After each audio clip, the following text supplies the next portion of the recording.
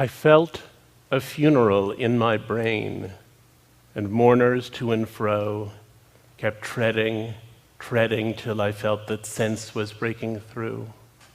And when they all were seated, a service like a drum kept beating, till I felt my mind was going numb. And then I heard them lift a box and creak across my soul with those same boots of lead again. Then space began to toll, as if the heavens were a bell and being were an ear, and I and silence some strange race wrecked, solitary here. Just then, a plank in reason broke, and I fell down and hit a world at every plunge, and finished knowing then. We know depression through metaphors. Emily Dickinson was able to convey it in language, Goya in an image. Half the purpose of art is to describe such iconic states.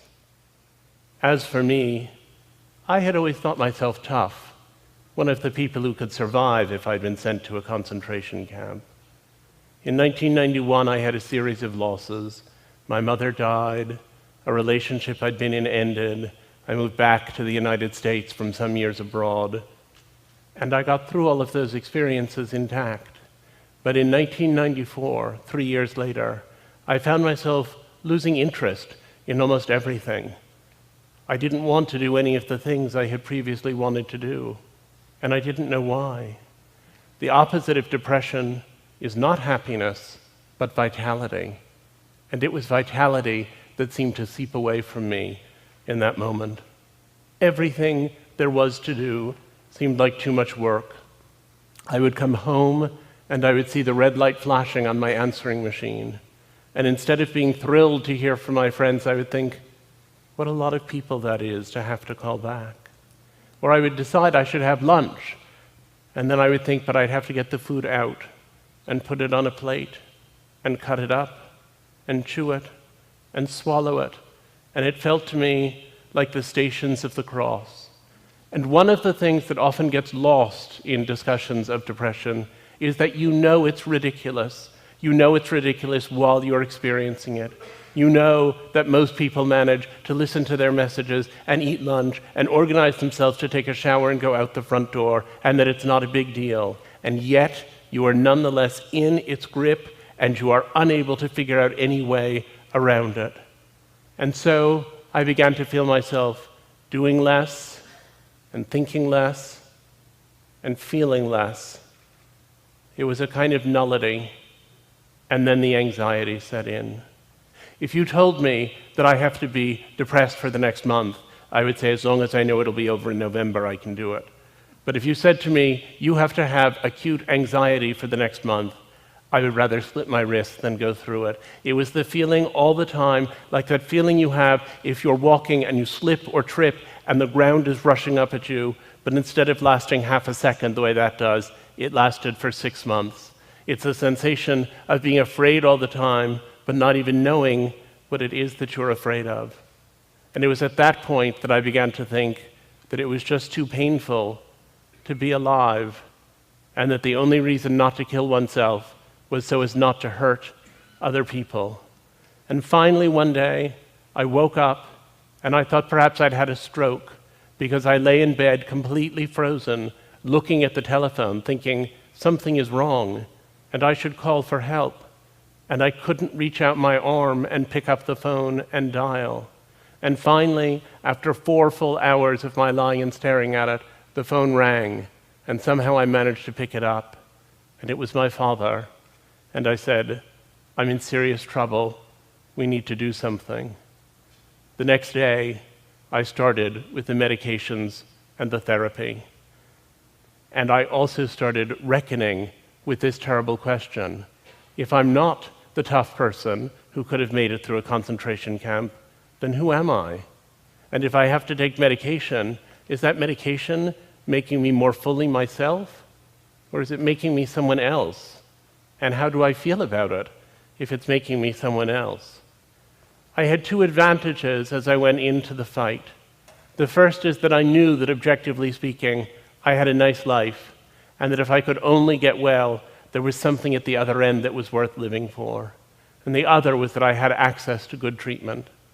But I nonetheless emerged and relapsed, and emerged and relapsed, and emerged and relapsed, and finally understood I would have to be on medication and in therapy forever.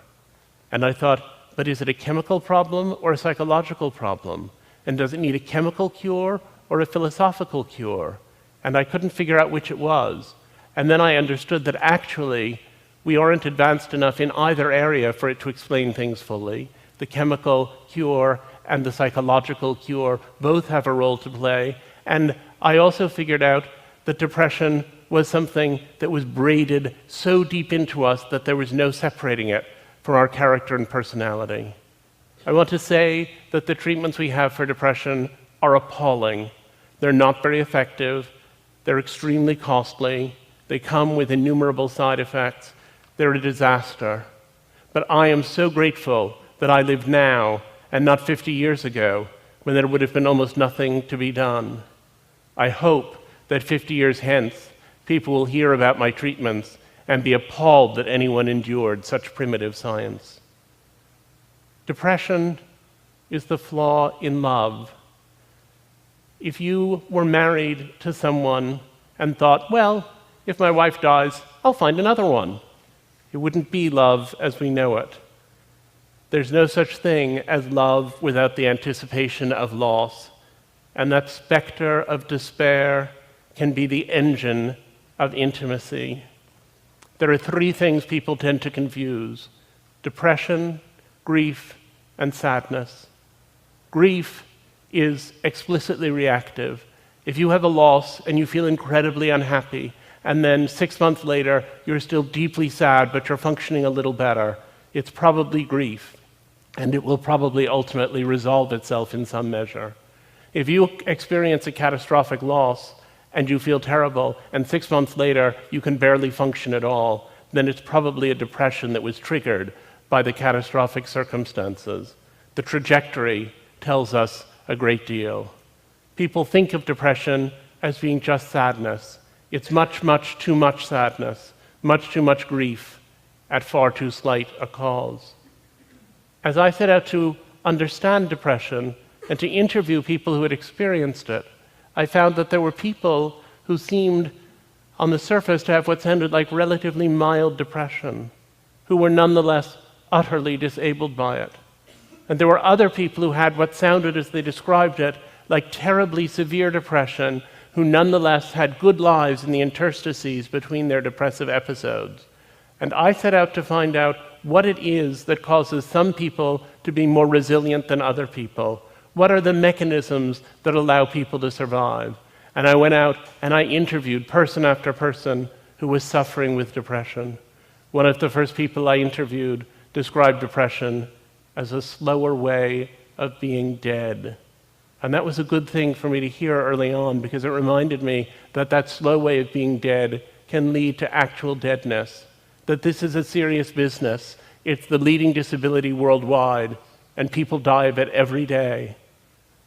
One of the people I talked to when I was trying to understand this was a beloved friend who I had known for many years and who had had a psychotic episode in her freshman year of college and then plummeted into a horrific depression. She had bipolar illness, or manic depression as it was then known. And then she did very well for many years on lithium, and then eventually she was taken off her lithium to see how she would do without it. And she had another psychosis, and then plunged into the worst depression that I had ever seen, in which she sat in her parents' apartment, more or less catatonic, essentially without moving, day after day after day. And when I interviewed her about that experience some years later, she's a poet and psychotherapist named Maggie Robbins. When I interviewed her, she said, I was singing, "Where Have All the Flowers Gone?" over and over to occupy my mind. I was singing to blot out the things my mind was saying, which were, you are nothing. You are nobody. You don't even deserve to live. And that was when I really started thinking about killing myself. You don't think in depression that you've put on a gray veil and are seeing the world through the haze of a bad mood. You think that the veil has been taken away, the veil of happiness, and that now you're seeing truly. It's easier to help schizophrenics who perceive that there's something foreign inside of them that needs to be exorcised, but it's difficult with depressives because we believe we are seeing the truth. But the truth lies. I became obsessed with that sentence, but the truth lies. And I discovered as I talked to depressive people that they have many delusional perceptions. People will say, no one loves me. And you say, I love you, your wife loves you, your mother loves you. You can answer that one pretty readily, at least for most people. But people who are depressed will also say, no matter what we do, we're all just going to die in the end. Or they'll say, there can be no true communion between two human beings. Each of us is trapped in his own body. To which you have to say, that's true, but I think we should focus right now on what to have for breakfast. A lot of the time, what they are expressing is not illness, but insight. And one comes to think what's really extraordinary is that most of us know about those existential questions, and they don't distract us very much. There was a study I particularly liked in which a group of depressed and a group of non-depressed people were asked to play a video game for an hour. And at the end of the hour, they were asked how many little monsters they thought they had killed. The depressive group was usually accurate to within about 10%. And the non-depressed people guessed between 15 and 20 times as many little monsters as they had actually killed. A lot of people said when I chose to write about my depression that it must be very difficult to be out of that closet, to have people know. They said, do people talk to you differently? And I said, yes, people talk to me differently. They talk to me differently insofar as they start telling me about their experience or their sister's experience or their friend's experience. Things are different because now I know that depression is a family secret that everyone has. I went a few years ago to a conference, and on Friday of the 3-day conference, one of the participants took me aside and she said, I suffer from depression and I'm a little embarrassed about it, but I've been taking this medication and I just wanted to ask you what you think. And so I did my best to give her such advice as I could. And then she said, you know, my husband would never understand this. He's really the kind of guy to whom this wouldn't make any sense. So it's just between us. And I said, yes, that's fine. On Sunday at the same conference, her husband took me aside. And he said, my wife wouldn't think that I was really much of a guy if she knew this, but I've been dealing with this depression and I'm taking some medication and I wondered what you think. They were hiding the same medication in 2 different places in the same bedroom. And I said that I thought communication within the marriage might be triggering some of their problems. But I was also struck by the burdensome nature of such mutual secrecy. Depression is so exhausting. It takes up so much of your time and energy, and silence about it, it really does make the depression worse. And then I began thinking about all the ways people make themselves better. I'd started off as a medical conservative. I thought there were a few kinds of therapy that worked. It was clear what they were. There was medication, there were certain psychotherapies, there was possibly electroconvulsive treatment, and that everything else was nonsense. But then I discovered something. If you have brain cancer and you say that standing on your head for 20 minutes every morning makes you feel better, it may make you feel better, but you still have brain cancer and you'll still probably die from it. But if you say that you have depression and standing on your head for 20 minutes every day makes you feel better, then it's worked, because depression is an illness of how you feel. And if you feel better, then you're effectively not depressed anymore. So I became much more tolerant of the vast world of alternative treatments. And I get letters. I get hundreds of letters from people writing to tell me about what's worked for them. Someone was asking me backstage today about meditation. My favorite of the letters that I got was the one that came from a woman who wrote and said that she had tried therapy, she had tried medication, she had tried pretty much everything, and she had found a solution and hoped I would tell the world. And that was making little things from yarn. She sent me some of them, and I'm not wearing them right now. I suggested to her that she also should look up obsessive-compulsive disorder in the DSM. And yet, when I went to look at alternative treatments, I also gained perspective on other treatments. I went through a tribal exorcism in Senegal that involved a great deal of ram's blood and that I'm not going to detail right now. But a few years afterwards, I was in Rwanda working on a different project, and I happened to describe my experience to someone. And he said, well, you know, that's West Africa and we're in East Africa, and our rituals are in some ways very different, but we do have some rituals that have something in common with what you're describing. And I said, oh, and he said, yes. He said, but we've had a lot of trouble with Western mental health workers, especially the ones who came right after the genocide. And I said, what kind of trouble did you have? And he said, well, he said they would do this bizarre thing. He said they didn't take people out in the sunshine where you begin to feel better. They didn't include drumming or music to get people's blood going. They didn't involve the whole community. They didn't externalize the depression as an invasive spirit. Instead, what they did was they took people, one at a time, into dingy little rooms and had them talk for an hour about bad things that had happened to them.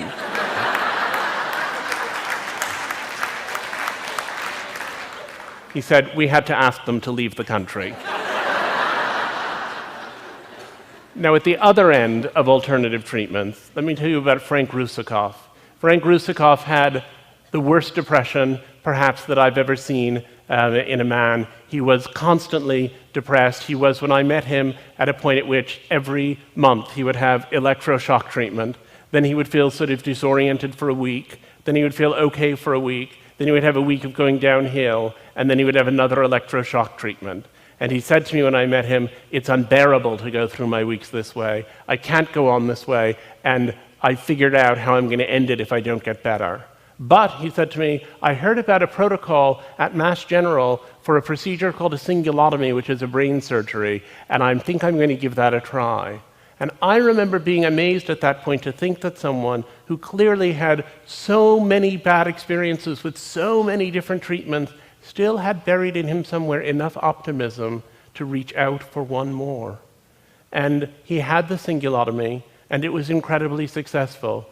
He's now a friend of mine. He has a lovely wife and 2 beautiful children.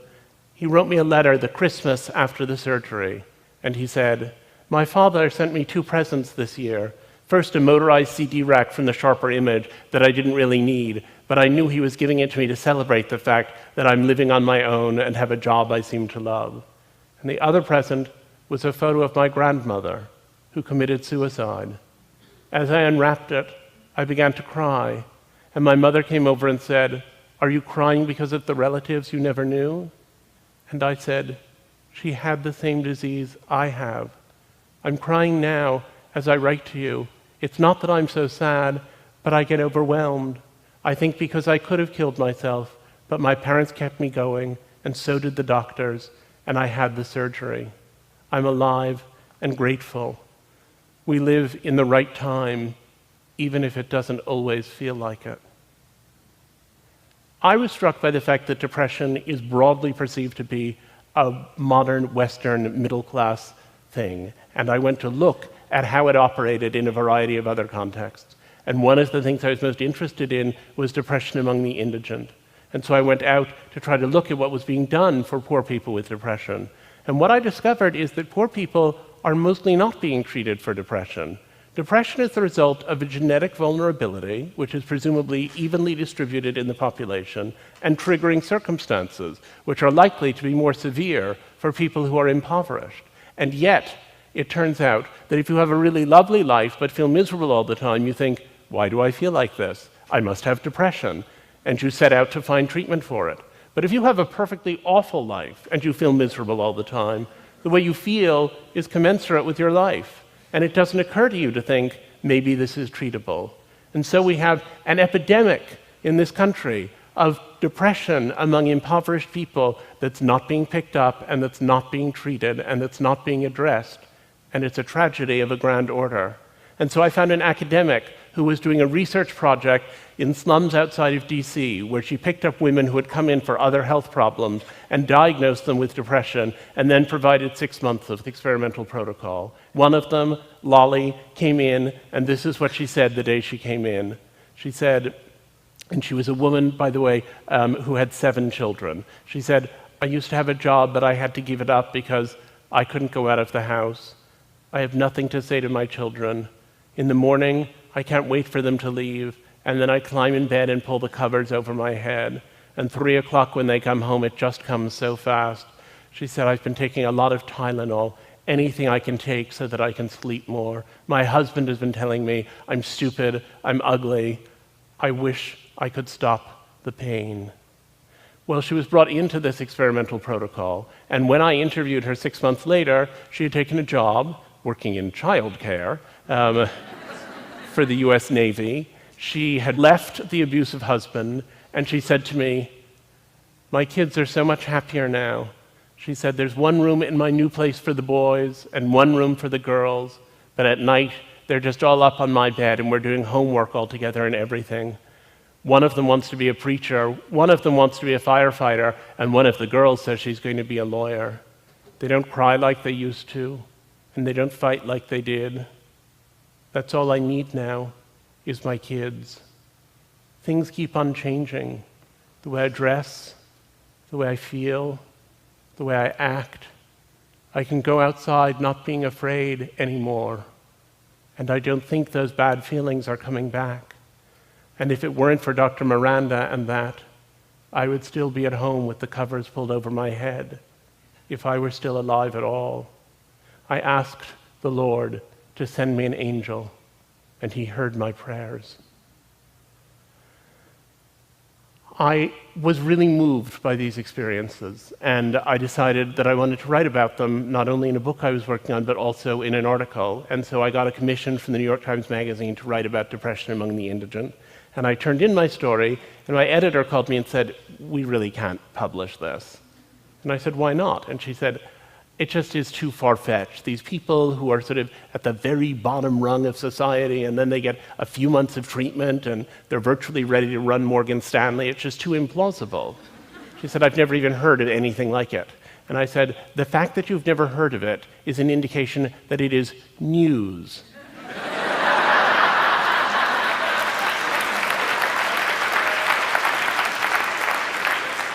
And you are a news magazine. So after a certain amount of negotiation, they agreed to it. But I think a lot of what they said was connected in some strange way to this distaste that people still have for the idea of treatment, the notion that somehow if we went out and treated a lot of people in indigent communities, that would be an exploitative thing to do because we would be changing them. There's this false moral imperative that seems to be all around us, that treatment of depression, the medications and so on, are an artifice and that it's not natural. And I think that's very misguided. It would be natural for people's teeth to fall out, but there is nobody militating against toothpaste, at least not in my circles. And people then say, well, but isn't depression part of what people are supposed to experience? Didn't we evolve to have depression? Isn't it part of your personality? To which I would say, mood is adaptive. Being able to have sadness and fear and joy and pleasure and all of the other moods that we have, that's incredibly valuable. And major depression is something that happens when that system gets broken. It's maladaptive. People will come to me and say, I think, though, if I just stick it out for another year, I think I can just get through this. And I always say to them, you may get through it, but you'll never be 37 again. Life is short. And that's a whole year you're talking about giving up. Think it through. It's a strange poverty of the English language, and indeed of many other languages, that we use the same word, depression, to describe how a kid feels when it rains on his birthday, and to describe how somebody feels the minute before they commit suicide. People say to me, well, is it continuous with normal sadness? And I say, in a way, it's continuous with normal sadness. There is a certain amount of continuity, but it's the same way there's continuity between having an iron fence outside your house that gets a little rust spot that you have to sort of sand off and maybe do a little repainting, and what happens if you leave the house for 100 years and it rusts through until it's only a pile of orange dust. And it's that orange dust spot, that orange dust problem, that's the one we're setting out to address. So now people say, you take these happy pills and do you feel happy? And I don't. But I don't feel sad about having to eat lunch, and I don't feel sad about my answering machine, and I don't feel sad about taking a shower. I feel more, in fact, I think, because I can feel sadness without nullity. I feel sad about professional disappointments, about damaged relationships, about global warming. Those are the things that I feel sad about now. And I said to myself, well, what is the conclusion? How did those people who have better lives, even with bigger depression, manage to get through? What is the mechanism of resilience? And what I came up with over time was that the people who deny their experience, the ones who say, I was depressed a long time ago, and I never want to think about it again, and I'm not going to look at it, and I'm just going to get on with my life. Ironically, those are the people who are most enslaved by what they have. Shutting out the depression strengthens it. While you hide from it, it grows. And the people who do better are the ones who are able to tolerate the fact that they have this condition. Those who can tolerate their depression are the ones who achieve resilience. So Frank Russakoff said to me, if I had it to do over, I suppose I wouldn't do it this way. But in a strange way, I'm grateful for what I've experienced. I'm glad to have been in the hospital 40 times. It taught me so much about love, and my relationship with my parents and my doctors has been so precious to me and will be always. And Maggie Robbins said, I used to volunteer in an AIDS clinic, and I would just talk and talk and talk. And the people I was dealing with weren't very responsive, and I thought, that's not very friendly or helpful of them. And then I realized that they weren't going to do more than make those first few minutes of small talk. It was simply going to be an occasion where I didn't have AIDS and I wasn't dying, but could tolerate the fact that they did, and they were. Our needs are our greatest assets. It turns out I've learned to give all the things I need. Valuing one's depression does not prevent a relapse, but it may make the prospect of relapse, and even relapse itself, easier to tolerate. The question is not so much of finding great meaning and deciding your depression has been very meaningful. It's of seeking that meaning and thinking when it comes again, this will be hellish, but I will learn something from it. I had learned in my own depression how big an emotion can be, how it can be more real than facts. And I have found that that experience has allowed me to experience positive emotion in a more intense and more focused way. The opposite of depression is not happiness, but vitality. And these days, my life is vital, even on the days when I'm sad. I felt that funeral in my brain, and I sat next to the colossus at the edge of the world. And I have discovered something inside of myself that I would have to call a soul, that I had never formulated until that day 20 years ago when hell came to pay me a surprise visit. I think that while I hated being depressed and would hate to be depressed again, I found a way to love my depression. I love it because it has forced me to find and cling to joy. I love it because each day I decide, sometimes gamely and sometimes against the moment's reason, to cleave to the reasons for living. And that, I think, is a highly privileged rapture. Thank you.